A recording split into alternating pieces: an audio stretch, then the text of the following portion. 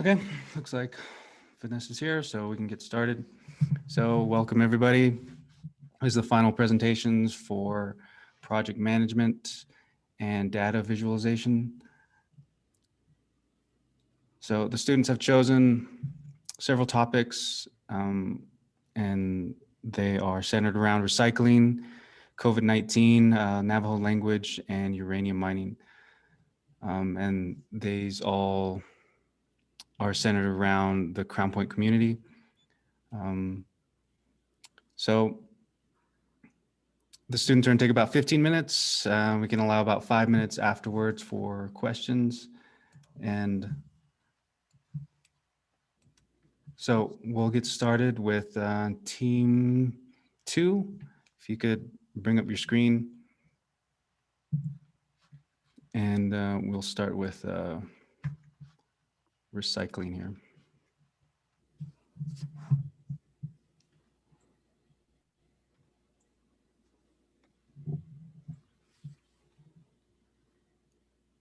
Can you see my screen?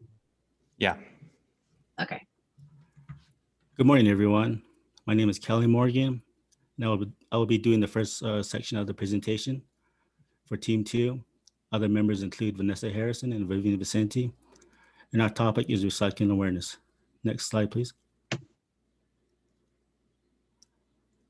Recycling is the process of recovering scrap or waste and processing the materials into useful products. These materials include paper, plastic, glass, aluminum, and steel. Next slide, please. The effects of recycling and lowering the harmful effects to the environment through recycling. Recycling prevents pollution. It reduces the need to harvest new raw materials and the amount of waste that ends up in landfills. And recycling reduces greenhouse emissions. Recycling allows products to be used to their fullest extent and therefore saves energy and money. Next slide, please. The Recycling Awareness Project.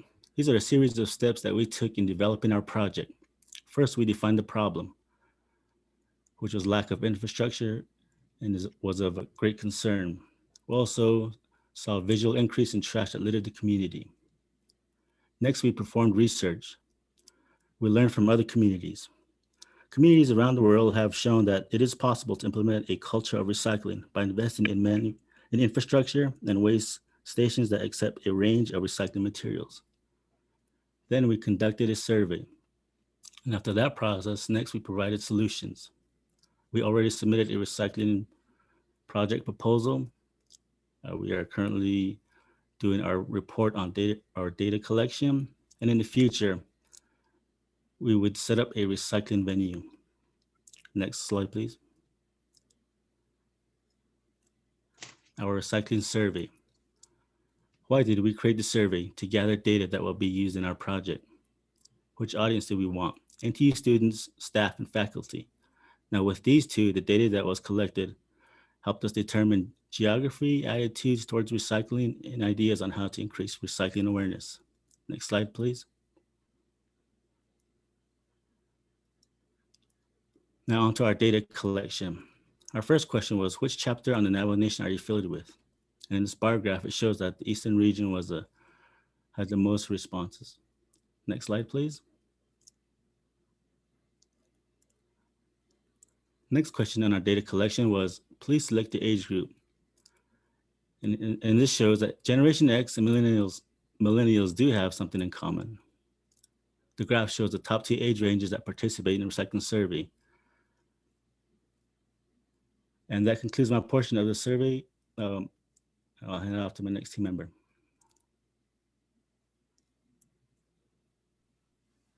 Good morning. My name is Vivian Vicente, and this is my portion of the recycling awareness presentation. Next slide, please. This bar graph basically shows how likely are you to recycle if there were more recycling bins? Would you use them?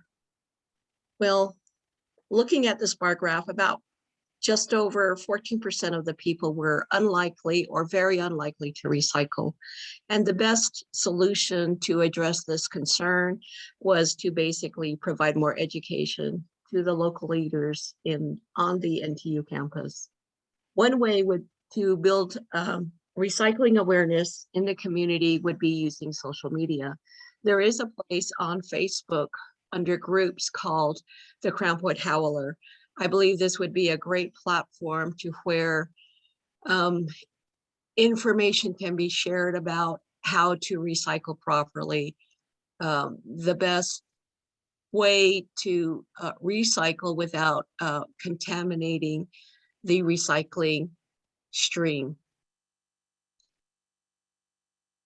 Another way, if we wanted to do outreach in the local community, would be to go through the schools, through the elementary, high school, and also the BIA school here in Crown Point. These places would be a place where we would address the recycling awareness, give a presentation about it, and it would basically plant seeds in these students, and hopefully they will take it to their homes and share it with their family. Next slide, please. How likely are you to seek more information on the topic of recycling? Well, just under 30% of the people here, just looking at the bar graph, many of the concerns that were addressed was they would not be unlikely to look up information about recycling. And a solution to this would be to continue to saturate the community with information about recycling awareness and how materials or what materials can be recycled here on campus. Next slide, please. What obstacles, if any, keep you from recycling on campus? The main concern was that there are not enough bins for recycling purposes. At the family student housing places, there are no recycling bins of any kind. It would be great to see that these recycling bins would be placed there. I know that there are other places on campus where recycling bins have been set up for aluminum cans and also for paper. I've seen this at the library and also at the wellness center. Next slide, please. What materials do you typically recycle? Well, the most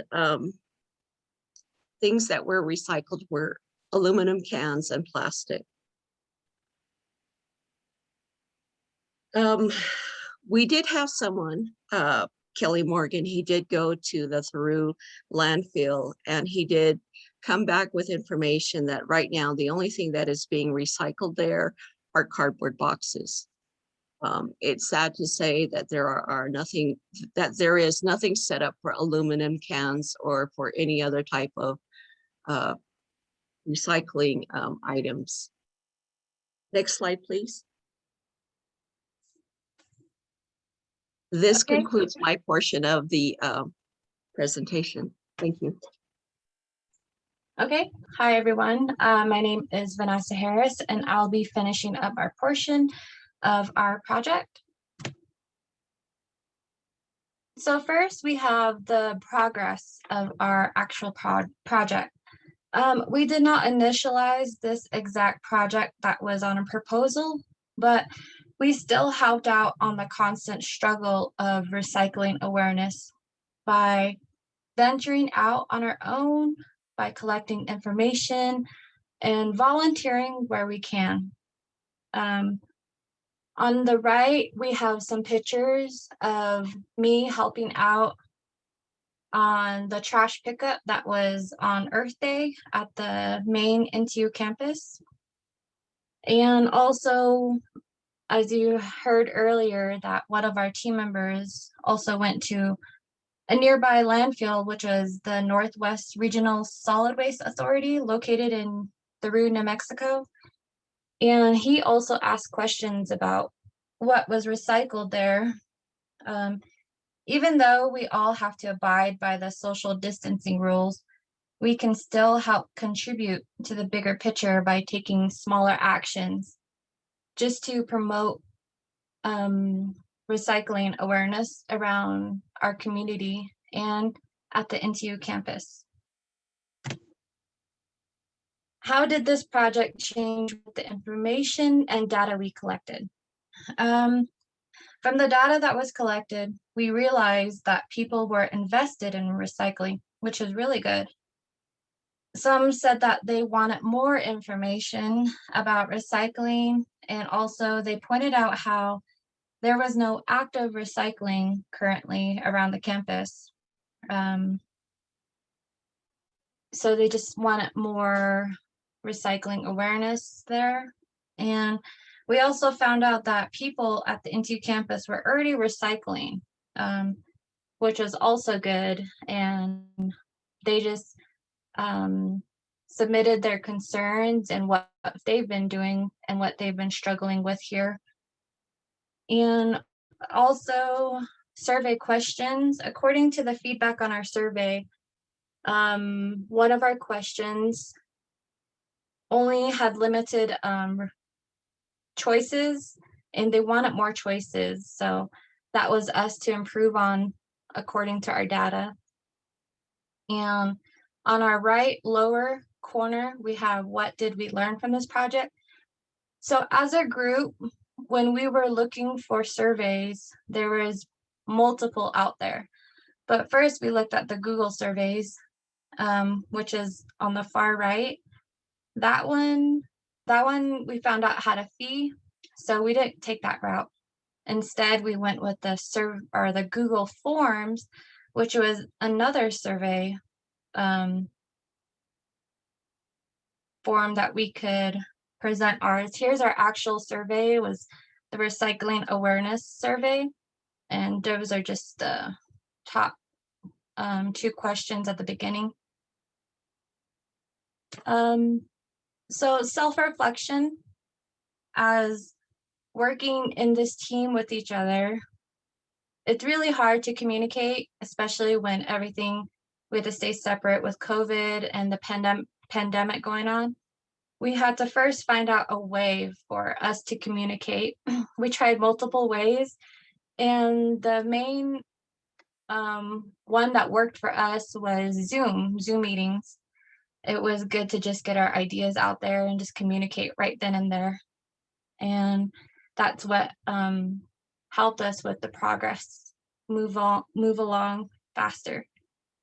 And once we got that done, it seemed like we were connected more, and that helped just getting to know each other as a team. And once we got that done, then it was more of a flow for us. Things were coming easier, and that's how we created this project to present to everyone. So how was it working in a team? I enjoyed it. I learned a lot about myself. I learned a lot about like online websites, different ways to communicate. So that was pretty neat. Vivian, do you want to add anything? Sure. I learned how to set up Zoom meetings. I learned how to work together or to collaborate on Google Slides together as a team, and just working together in a team, within a team. I had a great time working with Kelly and Vanessa. They are wonderful people. Thank you for the experience. Kelly, would you like to add anything?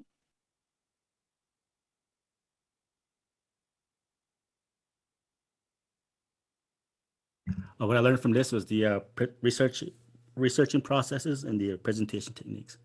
So I really enjoyed that. Okay. And here is some of our resources that we used in our presentation. And this is what helped us with our research as well. Okay. Thank you everyone for sitting in on our presentation about recycling awareness. Thank you.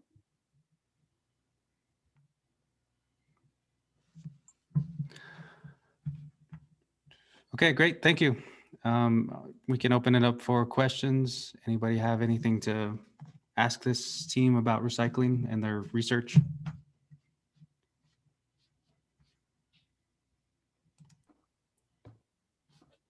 No questions.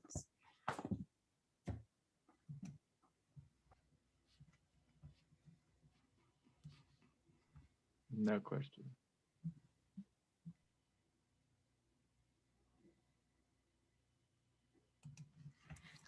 Okay, so I know this was a theoretical project where you would plan to do a project, but the project really wouldn't take place because of COVID. But in looking at your research, what do you think would be some possible answers to for this project to when you if you were to do a project like what I know you talked about getting information out there, and I know you talked about the Crown Point Howler. So and your demographics are Generation X and the millennials. So it seems like the generations that are not recycling as much are the very young and then the older generation, like the plus 60 and then 18 and under. So like those should be the demographics you're going after. And I don't think they would necessarily go to the Crown Point Howler. So how would you get information out there to reach the demographics that are not recycling? And then what are some other possible projects, or what do you think needs to happen in the Crown Point community or at NTU to increase recycling? I would suppose that going out and putting out flyers and just getting the recycling awareness out there through posting on bulletin boards, just visible areas that are, you know, like the wellness center and so on.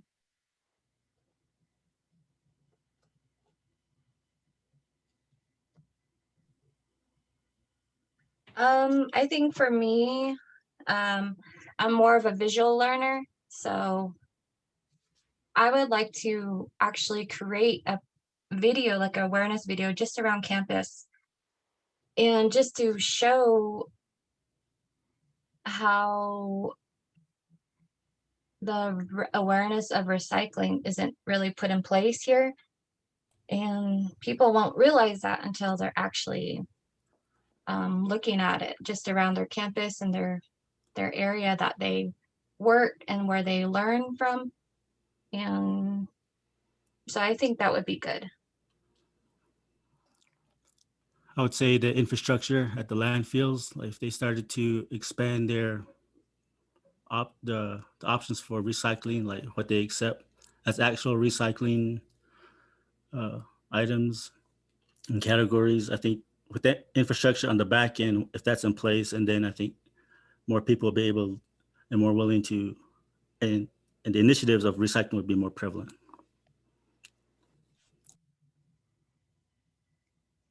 Okay. Well, if there are no more questions, we will move on to team one.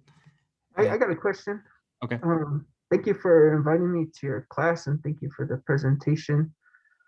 And I think that some of your strategies could really work. You know, I think Crown Point Howler has a lot of people that follow it, but I think that would be a strategy of, you know, people telling other people, you know, maybe it's a elder or a parent who sees it on the Howler, who would then talk to the youth or the elder that is your demographic. But I think one of the things that it would be relevant or is, you know, utilizing the technology if you're educating the youth, if you're using that as, maybe it's a two-part type of campaign where one is you're talking about the recycling, but then two would be educating.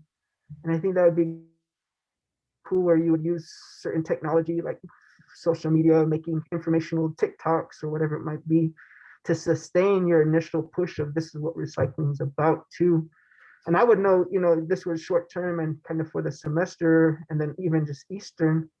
My question is, how would you guys scale that up so it includes more of the Navajo Nation and more people finding out about this type of information? What kind of strategies would you use with data visualization or the outreach methods that we were talking about?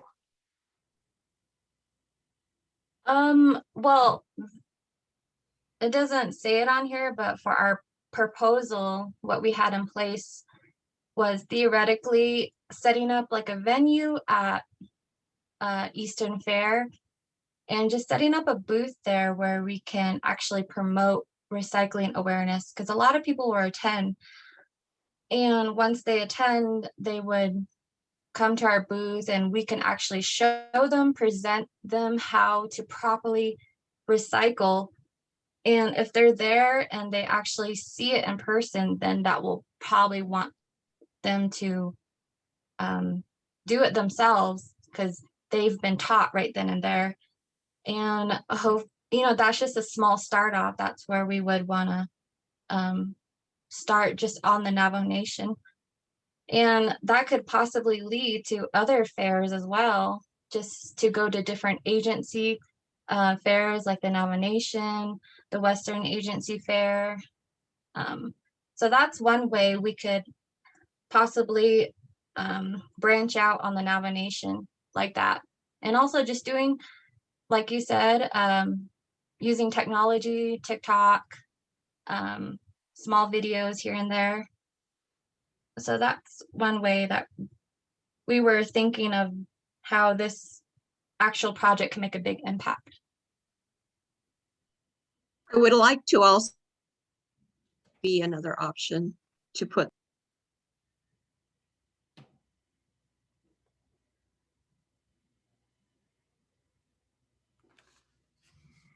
Looks like you muted yourself, Vivian. Sorry, I thought adding radio would be a great place, a great medium to use to get recycling awareness out there, Navajo nationwide. Yeah, I think that's part of the blend and how you kind of do outreach out here, because people always say we're in the new age of technology and people use TikTok, but a large majority of people still use radio, which people seem to think is outdated, but that's where my family mainly gets their information. So I think, it's really a combination of all your guys' ideas of, having face-to-face type of outreach at fairs, doing radio, getting into the new technology. One thing that I would like to see maybe is you guys keep on continuing the data collection, because that shows you and assesses how successful you guys have been. If things increase, then you guys are doing a good job and it's really prevalent in your outreach efforts. But if it decreases, maybe it's not. But I know with things like with recycling, and if you're able to collect that data and do good visualization, it sets you up really nice to go after grant monies or different types of funding agencies who would be interested in investing in something like that too. So I really appreciate your presentation. Thank you for sharing. Okay. If there are no more questions, we can move on to team one here. And you're presenting on COVID-19.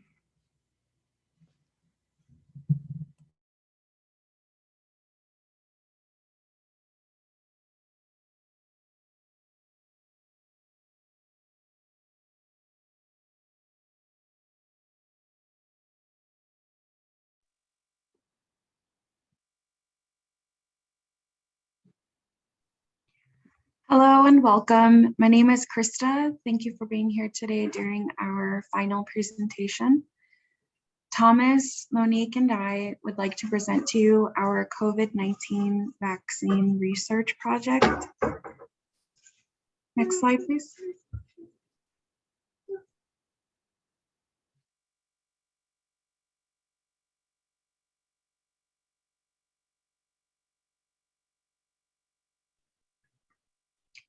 We are currently in a worldwide pandemic, and of course, that includes the Navajo Nation. That being said, we think it would be best to spread awareness of the COVID-19 vaccinations. We are going over information in this presentation. COVID-19 is an illness that ranges from the common cold to severe illness and death, with symptoms of cough, fever, loss of taste or smell, and/or shortness of breath. In January 2019, the illness was first detected in Wuhan, China. January 2020 is when the first confirmed case was in the United States. And as of March 2020, it was then the first confirmed case was on the Navajo Nation reservation. December 2020, the first doses of the vaccine are administered to healthcare workers. Next slide, please.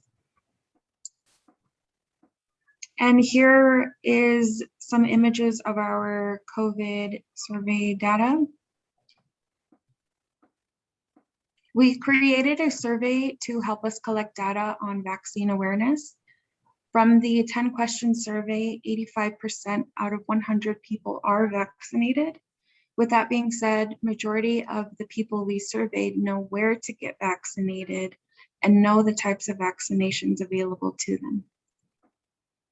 Next slide. And from this data, it is clear that people are also educating themselves and helping stop the spread of COVID-19. Next slide, please.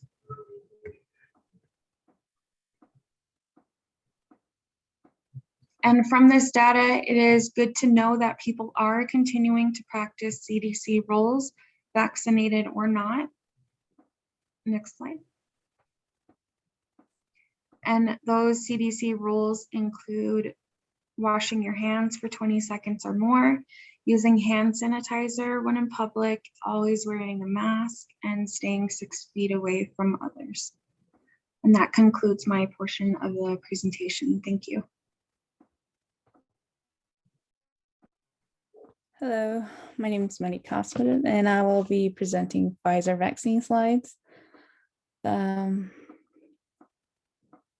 This chart depicts the clinical trials of Pfizer. A total of 43,548 people of different age variety received the Pfizer vaccine, 21,720 receiving the actual vaccine, and the remaining people received a saline placebo. The trials showed a 95% effectiveness after receiving the second dose. These are some vaccine Pfizer myths. The vaccine can permanently alter your DNA. That is false. The Pfizer vaccine and Moderna uses a bit of genetic code to cause an immune response. It is a mRNA vaccine. It does not, it does not alter human cells. It just presents the body with instructions on how to build immunity to COVID. The vaccine contains aborted fetal tissues. That is false. There is a step in the process of developing a vaccine that uses cells grown in a lab, which are descendants of embryonic cells that would have otherwise been destroyed. The technique was developed in 1960s. No fetuses were aborted for the purpose of research, and no fetal tissues are in the vaccine itself. The vaccine is rushed, so it shouldn't be effective. The vaccine was developed and tested quickly, but it still went through the same approval and testing processes as any other vaccine. It was given a EDA by the FDA, which is a emergency use authority, or EUA, emergency use authorization. So, and lastly, you can have a severe allergic reaction to the vaccine. Unlikely, the odds of someone having a severe reaction to the vaccine is about 1 in 760,000. You are more likely to get struck by lightning than have a severe reaction to the vaccine. There's only been 2 cases of allergic reactions, and it's very rare to have a reaction such as those 2. And that concludes my portion of Pfizer.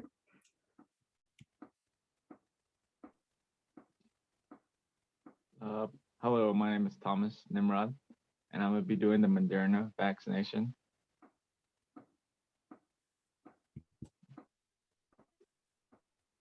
Moderna vaccination was manufactured to help fight against COVID-19. The NTU survey shows that 27% of students and staff have been vaccinated with Moderna, and the other 73% was with Pfizer. With the effectiveness of the vaccination, we can start putting things back to normal. Next slide. Here are some of the symptoms you will receive upon getting the vaccination.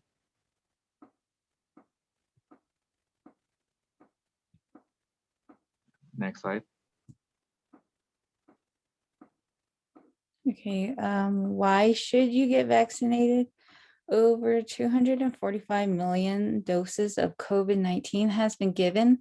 The vaccine is safe and effective, going through FDA's rigorous standards, but only given an EUA authorization due to the pandemic still going on, and it helps the number drops. But getting vaccinated not only protects you, but it protects your loved ones also.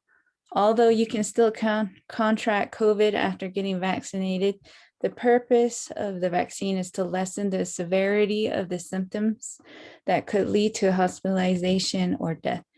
It makes the virus seem more like the flu. Although a person is fully vaccinated, they should still practice CDC recommendations because we do want to move forward and have things go back to normal. We need to listen to guidelines so we can not spread the virus. Many countries were able to lessen the spread of the virus due to strict guidelines, which lead to 0 patients contracting the virus. If we do not listen to doctors and scientists that are working hard to make us safe, this virus could mutate and spread faster than the first strain could.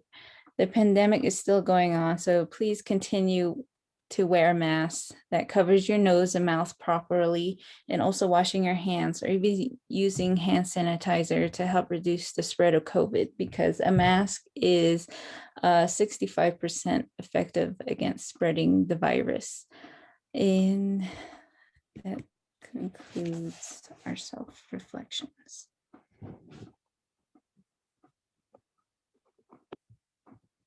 Our self-reflection. How was it working on a team? Working on a team was fun, hard, and challenging because of the communication part. What could have been improved? Just working and getting things done earlier could be more improved, I guess.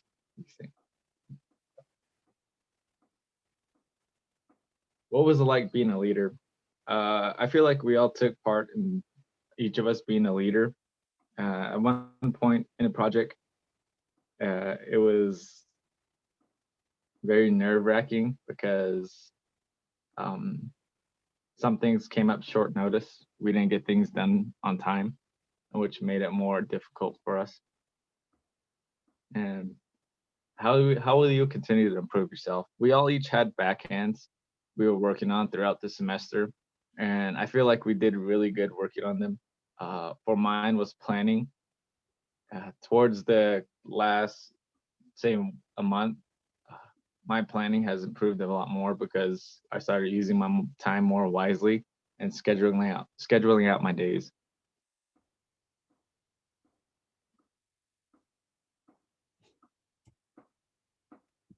Krista, Monique.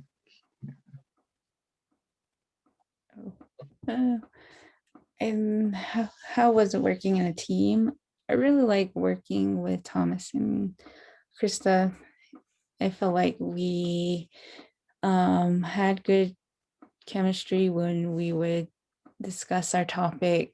It was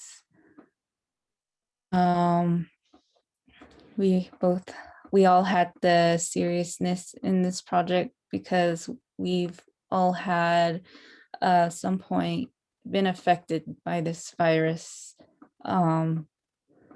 So it was very fun to work with my team. What could have been improved? I mean, we organized out who would do who in the beginning, and I guess what would have been improved is just, I guess, spending more time on our slides, maybe, like and what was it like being a leader? Just as Thomas said, I felt like we all took lead in something, like in our presentation, like having too many chefs in one kitchen, but I view that as a good thing, not a bad thing. How will you continue to improve ourselves? I guess this improves our social skills and communication, and my backhand was organization, and this actually really helped with that. So I feel like this kind of improved my backhand.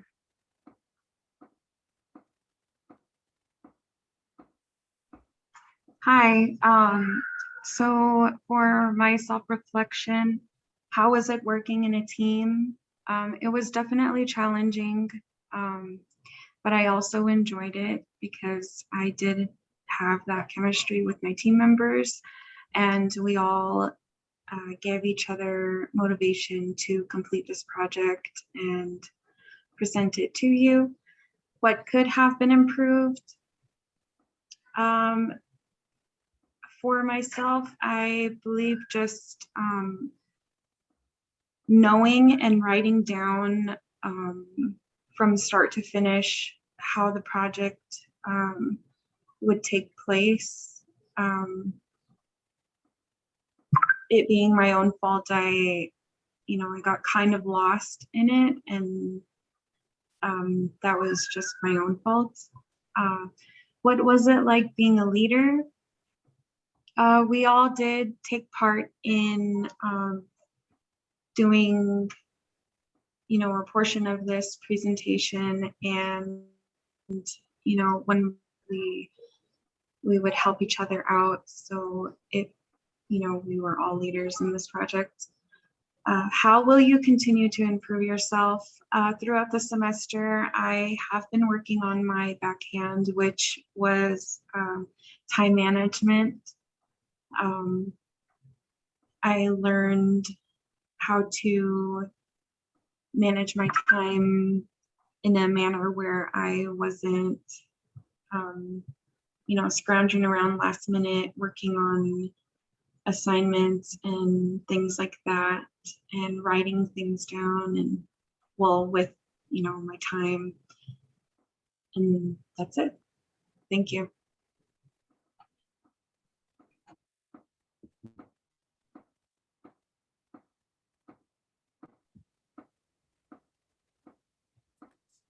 Yeah, thank you for listening to our presentation.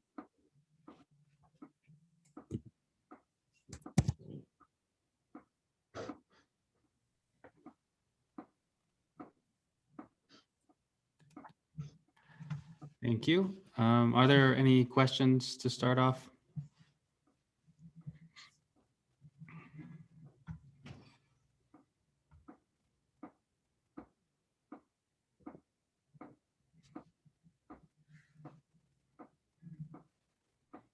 I guess the question that I have would be, what led you guys to this project? Why did you choose COVID-19 and vaccinations as your project?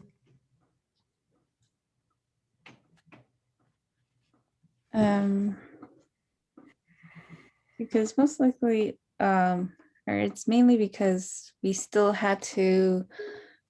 are still in a pandemic.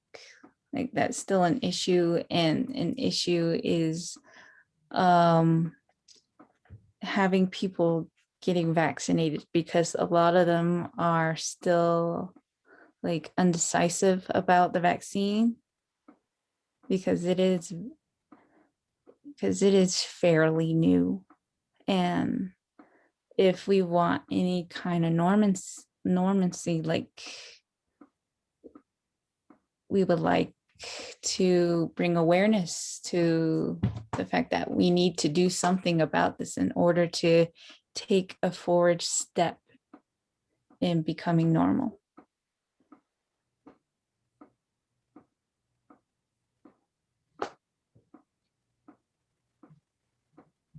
And I think for me, it was pretty personal because my family has been affected pretty greatly. I think we've all know somebody that's like family-wise has been very affected by COVID-19, and we just want to get things back to normal. So I feel like it's our job to inform the youth and get them up to date on how the vaccination works and to get everything back to normal in a way. Yeah. And I see that someone put a question in the chat, Hondo Lewis. This is what specific challenge was there visualizing the data? I guess the issue with that is every day, like our data gets updated, like especially people that receive the dose, who are recovering from COVID, and the death toll of this virus. And that's not really pleasant to look at when it's going higher and higher. And I guess that was a specific challenge for our data, is that it's constantly changing because it's really a new issue.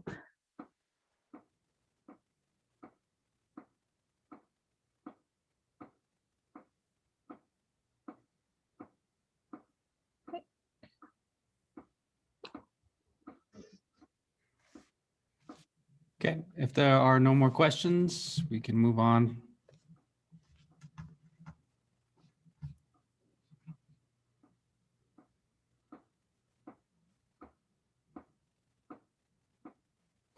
Okay, so we have one more presentation. This is from Muriel Simpson. She was in the data visualization class, and her presentation is on uranium mining in the Eastern Agency.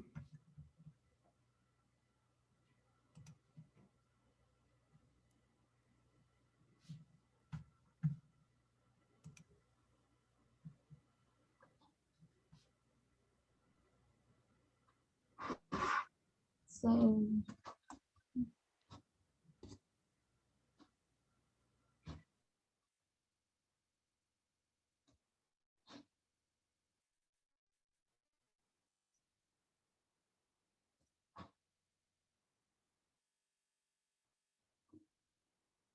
can you hear me? Yeah, I can hear you. Okay, hello everybody. My name is I'm from Crown Point and I'm a dual major in information technology and new media. So my topic for this, the main topic is uranium mining. My thesis statement is, what are the effects of uranium minings in the Eastern Agency of the Navajo Nation? So I would like to talk about what is uranium and picture here shows what it is. It's a metallic element. It is radioactive, so it is very harmful to people, the environment, and so forth.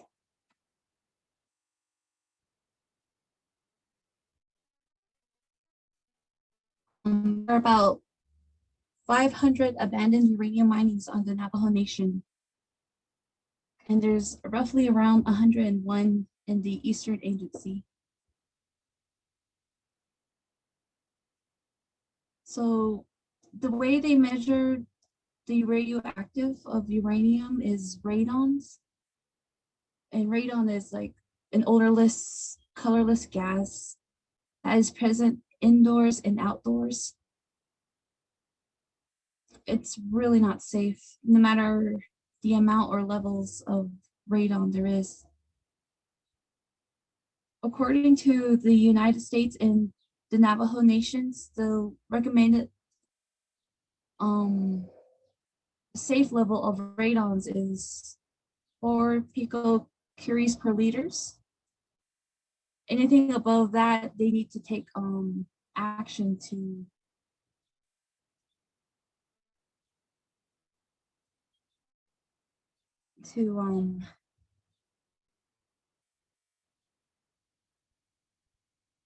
you know,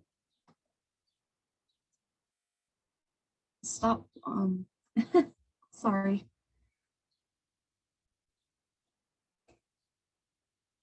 But anyway, there had been a project that people went around the NTU campus in 2015, and they started taking data of the levels of radons that were on the campus in Crown Point. And the project started by W. Mader. Unfortunately, the project is not finished due to they ran out of grant money for the project, but I managed to find the data on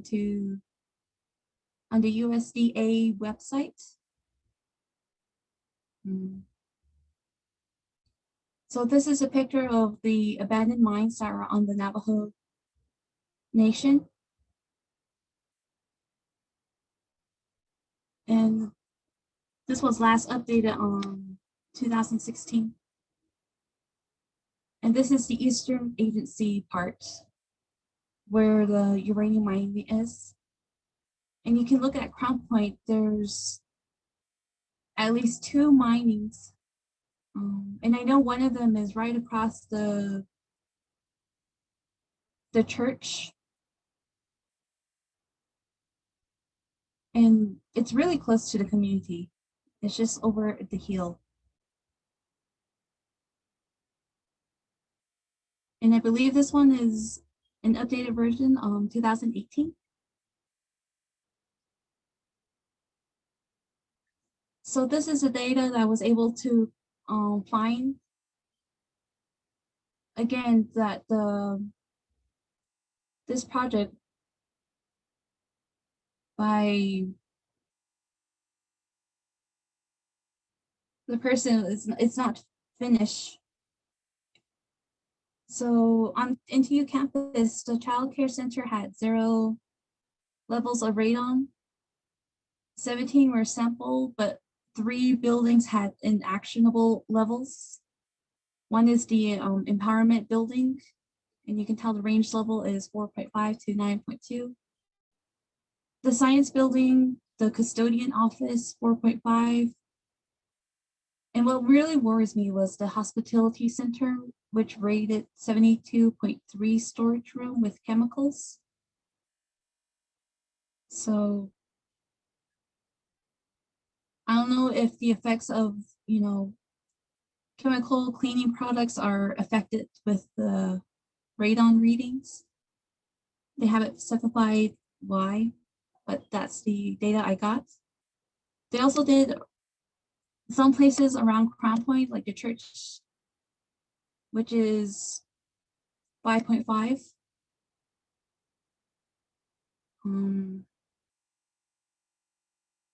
The people who did the project did comment that they're going to monitor the areas that had the actionable levels to see if there's any improvement or something needs to happen. So the effects of uranium minings, there is job opportunities for the Navajo nations. They are used as an energy resource instead of using oil and burning coals. And they're also being used for medical treatments. Those are the pros of the uranium minings. The cons of uranium minings are the radioactive poisoning, water, air, and soil contaminations, the dangerous work environment, having to work a lot with these radioactive elements, and improper waste management where, you know, these companies come in and they don't clean up after themselves. So it just kind of affects the area that the mining took place.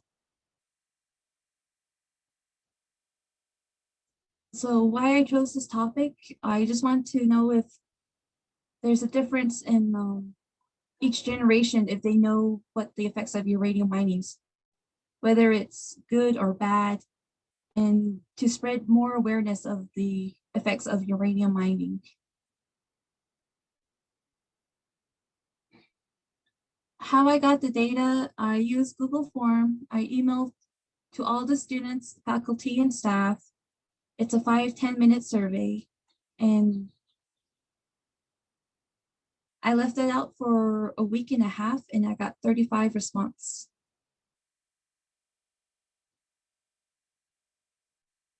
So this is the list of where people are coming from and volunteer to take the survey. So Crown Point is one of them. Chinle.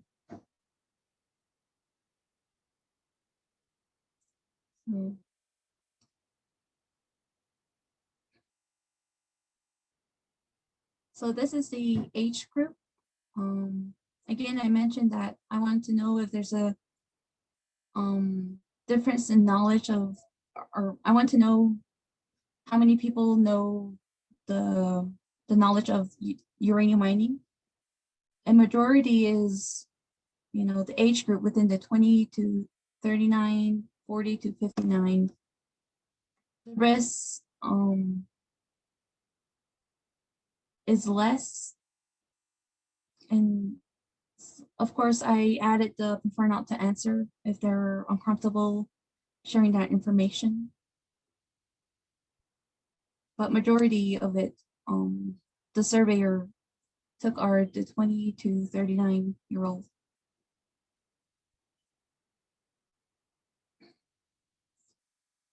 So this surprised me is how informed people are of uranium minings in the Navajo nations. Majority of the people of the surveyor said that they're not very much informed compared to someone who is informed about it.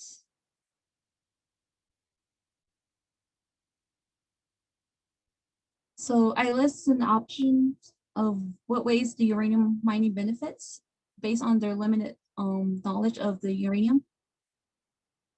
So I put options of job opportunities, medical treatment, nuclear, none, I don't know, and others which I may not have, you know, listed. And based on that, no, people believe that none of them, that uranium mining benefits them. And some don't even know what the benefits are.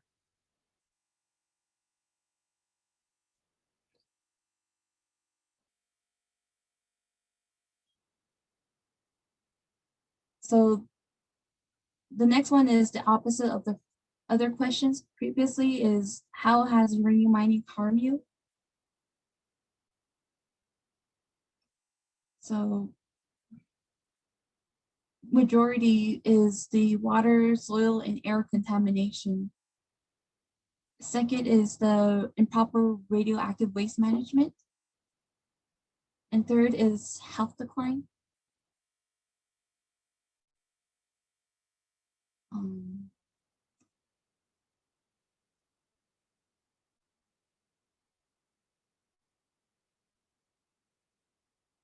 So this is for the community, if anybody knows in the community who benefits from the uranium mining. And a majority says none of them, well, majority says that there was no benefits, that they know someone in the community benefits from the uranium mining.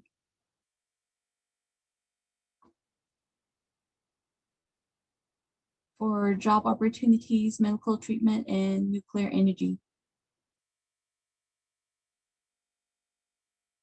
The next question I asked was, if they know anyone in the community who has been harmed. And a lot says yes, and health decline, the water, soil, improper waste management, and the unsafe working conditions. But majority leads towards the health decline. So that just shows that there is a problem in health regarding the uranium mining. So the biggest question I asked is, are the effects of the uranium mining worth the benefits it provides? And majority of people says no.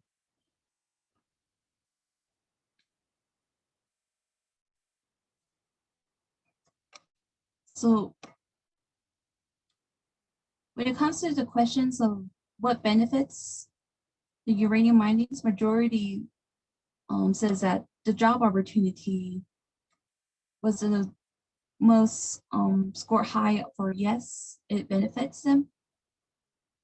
But this question kind of shows that the uranium minings are not worth the job benefits.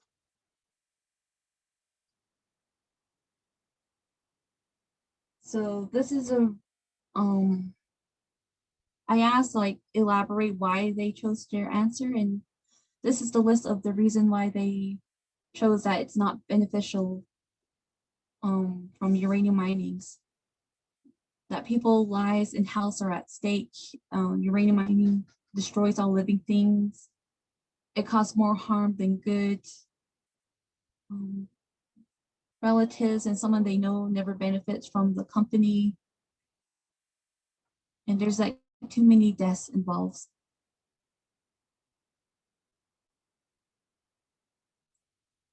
And the reason why they chose yes is, like I mentioned, job opportunities. And if they mine appropriately and clean, then yes, they would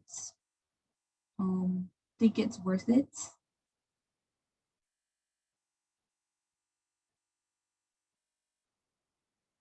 And some of them that they chose they don't know is that there's not enough information of the uranium mining to provide an answer for my question.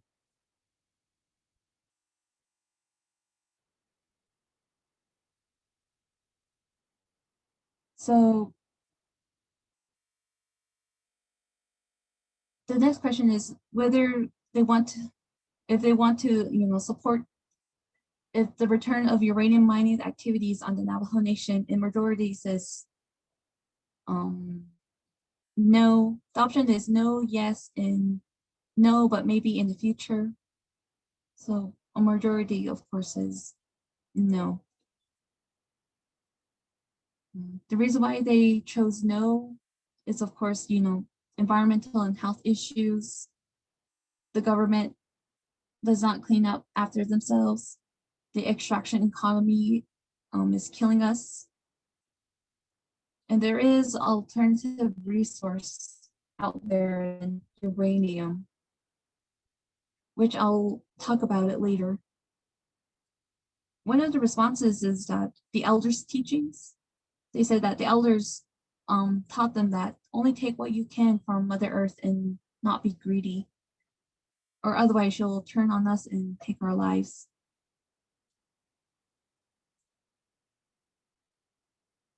The reason they chose yes is obviously the job opportunities. There was no other answer to that. So the no, but maybe in the future is pretty much they say that if they have policies to make the workers safe from the radiations and the conditions.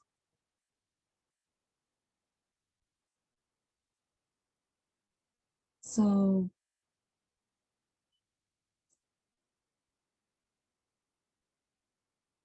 another thing is that they don't know much about the informations, whether it is true or it's false. And surprisingly, some of them are indifferent to the, the uranium mining.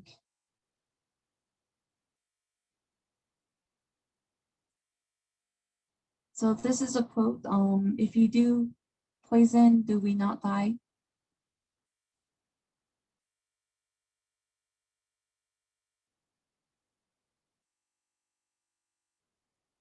So before we get to the solution, I want to say that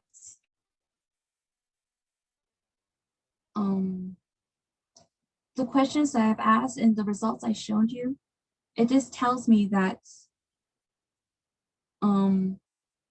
if people were educated about uranium mining, they would know how harmful this is. And it's important to know about these information about uranium mining because it relates to, voting, changing policies or laws within the Navajo nations in the United States.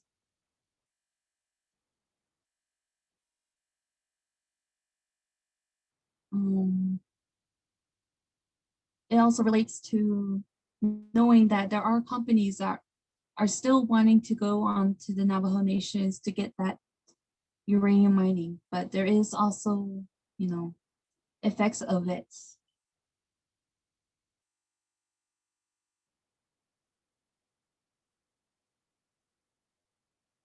And the overall results is that it just leads that the effects of uranium minings are not worth it. So if there were more education, they were more likely to understand and would know that, yes, it does provide job opportunities, but it's just not worth it. And it's not worth harming to the people that we know, care, and love.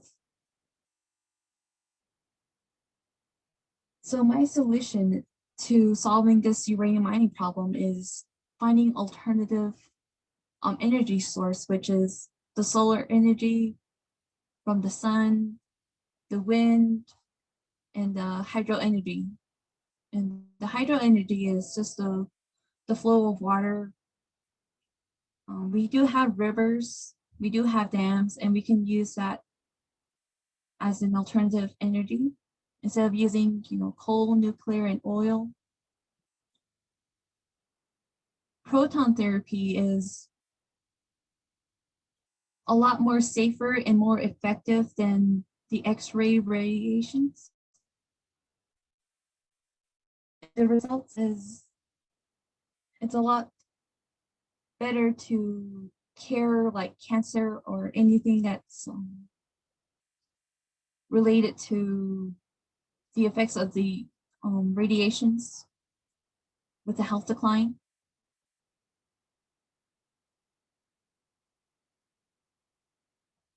And with job opportunities, kind of creates the stuff for the alternative resources to build that for those instead of go into the mining.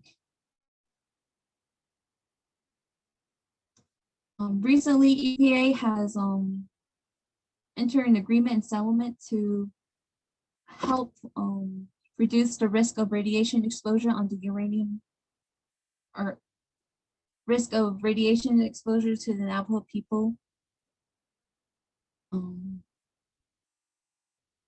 So they already cleaned up at least 219 of the uranium mining, and the picture shows that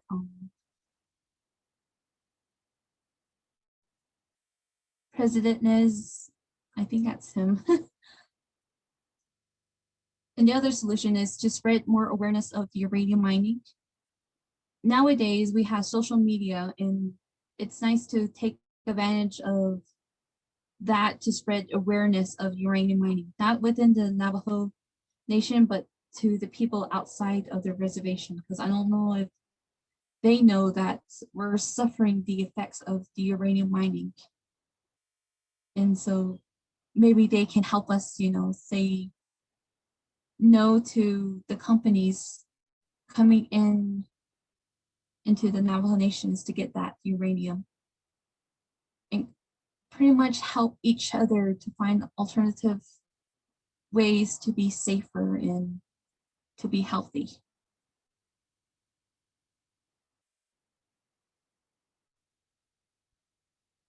So that concludes my presentation. Any questions or comments?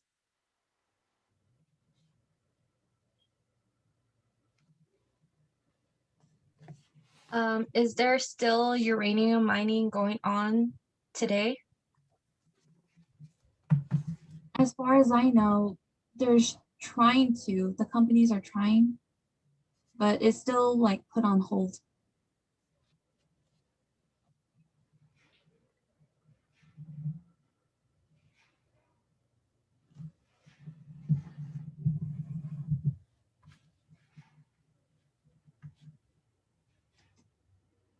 So you picked this project just like all the other students, and the point of that is to pick something that you're passionate about. Because if you're not passionate about it, it makes it really hard to work on for a project. But seeing as this is something that you're curious about, passionate about, and based on all the information that you've collected, what do you think is going to be next for you in this, with this subject? I'm hoping that that the students or someone out there would use my data collections for their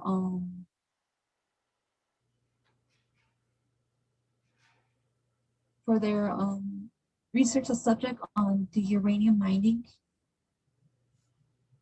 and help spread more awareness of uranium mining, whether it's in a positive light or in the negative light.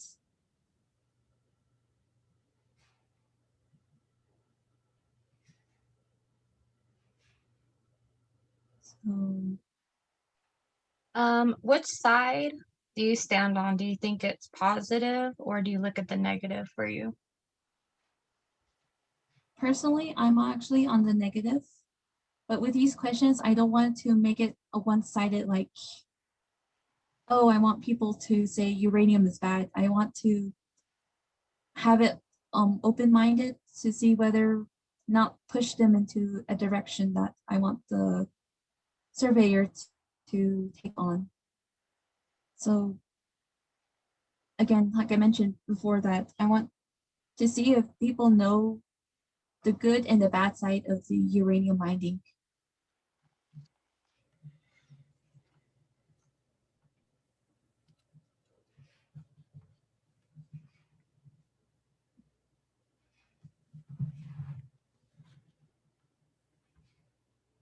Any other questions and comments?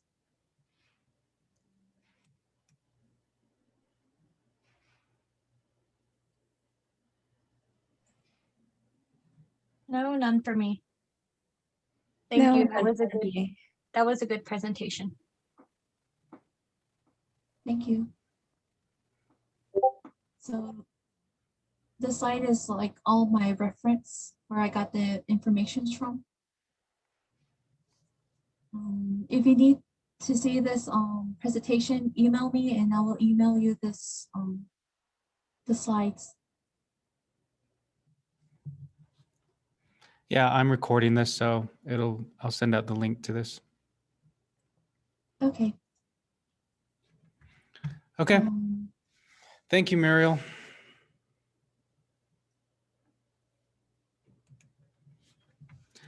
That was really good information. I'm glad you found the data that related to the study that they did on the NTU campus. Thank you, everybody who presented today. I think you all did a really good job. Very proud of you. Thank you to faculty who were able to attend. I know it was a graduation today, but this was the best time for everybody as everybody was finishing up their final projects and their final exams. So everybody did a really good job. So now you're done. You can go relax and attend the graduation ceremony online. So thank you very much. And yeah, really good job. And if you have any questions, you need to get in touch with me. You can email me. And yeah, hopefully you have a really good summer. Thank you all. And we will see you all later. Thank you. Bye. Bye. Bye. Have a good summer. Have a good summer. Bye.